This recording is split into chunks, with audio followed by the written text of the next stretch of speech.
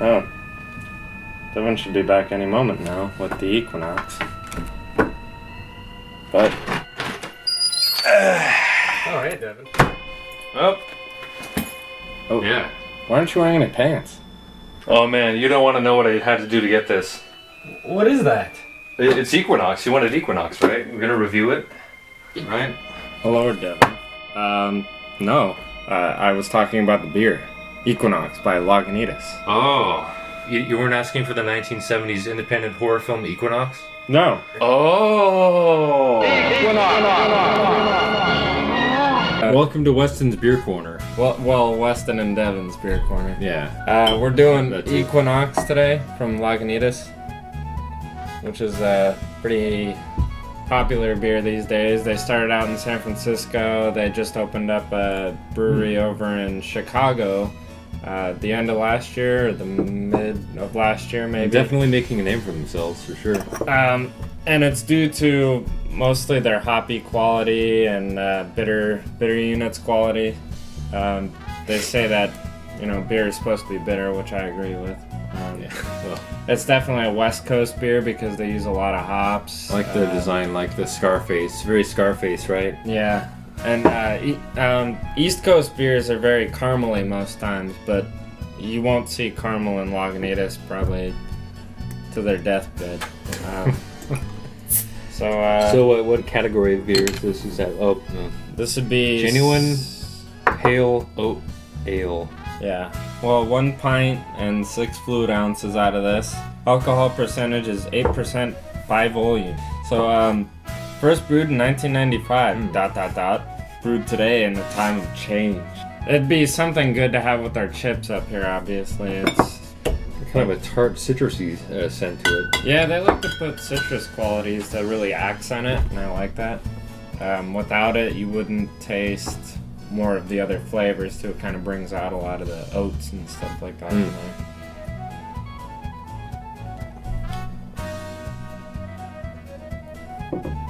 It's exquisite. Yeah, it's pretty good. I like it actually, yeah. It's got a dark side but a light side. I guess the label really kind of works for it. Yeah, actually, that's perfect. Got the retarded speech on the side. Yeah, I'll let Devin do it this time because Oh, he yeah. hasn't read it. I read this earlier the first and it just sounded like gibberish almost because they honestly, it starts out correct grammar and everything's spelled correctly, but throughout it they misspell it and then spell it right again, and then it really throws you off, so it's kind of fun to watch. Can you imagine a world without beer? Everything you know would be different. Fish might fly. The dogs might use power tools. Friedai might be spent. Try to say it of right though, man. It's more fun when you try to say it right. Of the day after tomorrow's stale, sour cream and cheese leavings. It's literally spelled very And badly. there'd be On purpose. spelling issues. Things would be just plain weird. I mean weird. So we're gonna do some pairings. Here we have giant Peruvian Inca corn. Inca porn? Oh, corn. Okay. Oh yeah. Which tastes just as well, believe it or not. Wow. Take But your these word for it. things are fabulous. Having it with something oaty and citrusy like this, it really brings out more flavor, and these are really salty. So we're gonna see how Devin likes them with it, and I'll do it too.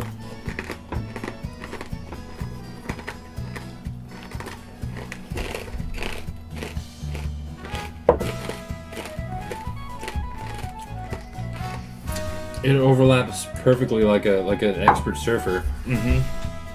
I think the salt helps bring out a lot of flavor, and when you have the citrusy, lemony flavor with that, Tart, citrusy. Yeah. it groups together very well. And this is a black bean rice Seeds and chip, stuff. so this should do pretty well with it too. It's a little more neutral, not quite as salty. These aren't very flavorful, but they're very nutritious, which Is lame. beer drinkers aren't a big fan of, but we're all trying to eat healthy, aren't we? Ooh, stark contrast with that one. Yeah. More of a contrast than because the corn it's- chips. Because it's not as Inca corny. corn. No, because it's not as... Not as pornographic. It's a darker quality type of thing. You'd probably have that more with the... I mean, it works okay with the oats. You can taste the oats in there. But Brings it out wouldn't the be oats as for good as sure. this one, which is like a spicy Mexican spice type of thing.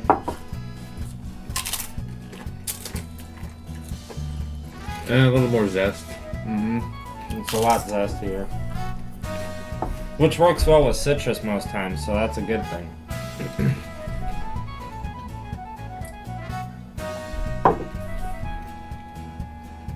Much better. That stands out, man. That's good stuff. These are chips you can get at Trader Joe's. Actually, all three of them are at Trader Joe's.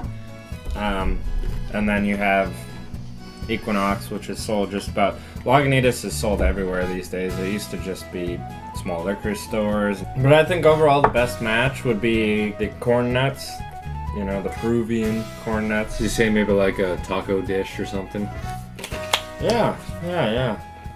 That's a great idea, actually. That would Like do real really well. tacos, not Taco Bell, like the shit you get at the little You know what you would Mexican get place, best with taqueria this? down the street. The best thing to have with this, I would say, is a fish taco. Hell yeah, man. And if not, a chicken taco. But a fish taco would be like a... you ever had a cream pie? No, but really. This would be great with a fish taco. Fish. As you were saying that, I tasted like some mahi-mahi. Mm-hmm. It's really bizarre, but yeah, that's exactly what I would say. If you have something like mahi-mahi or tuna would be fabulous with this too. Tuna sandwich, or you know, for you alcoholics out there, it's excuse me, sir. It's nothing. So Lagunitas likes to put this all over their bottles because they're known for their IBUs, which is your bitterness units, and in English that's bitterness units.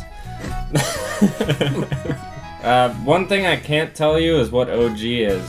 Original gangsta. Duh. Duh. Right? But OG is like something. But it says 1.078. That's a learning experience. Hopefully you're learning as well, and Yeah, hopefully we're all learning from this. I mean, I've only done like 1 or 2 classes from for Cicerone. Cicerone. Where you learn a lot about Good beer. word to know. They teach you about how to taste first of all, and then they teach you pairings. They teach you different flavors. It's usually the type of thing you'd think of with wine tasting, but actually beer is... Right. Beer can be just as much quality as it is quantity. Number rating out of 5 would be, let's see, I would give it a 3 out of 5. It just tastes like a light version of their IPA, maybe. What about you? Out of 5.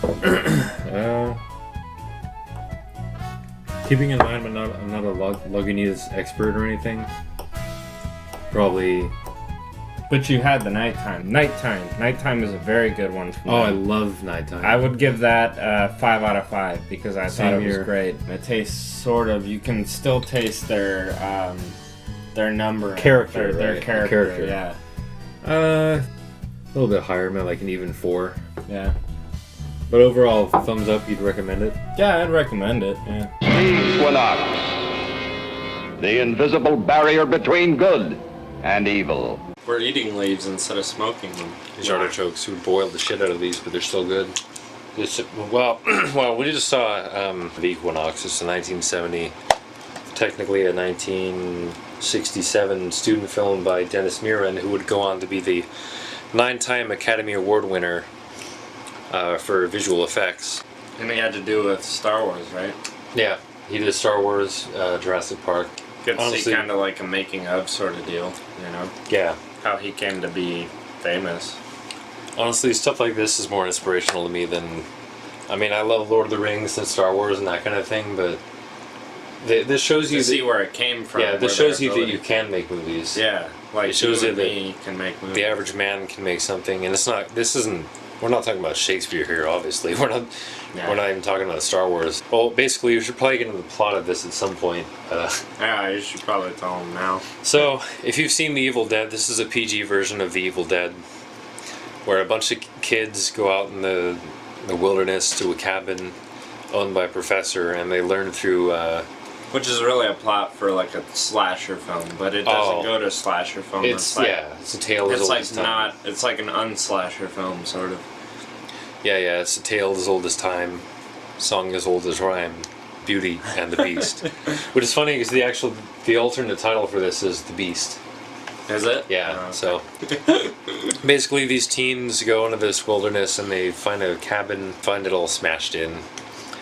And they find the book, first of all, like in Evil Dead, and it's like this ancient tome of a grimoire, essentially. And well, it kind of starts out with the old man finding it, right? Like a flashback. Yeah. And he finds this ancient tome in this city of this like a archaeological dig or something. Again, exactly like the Evil Dead.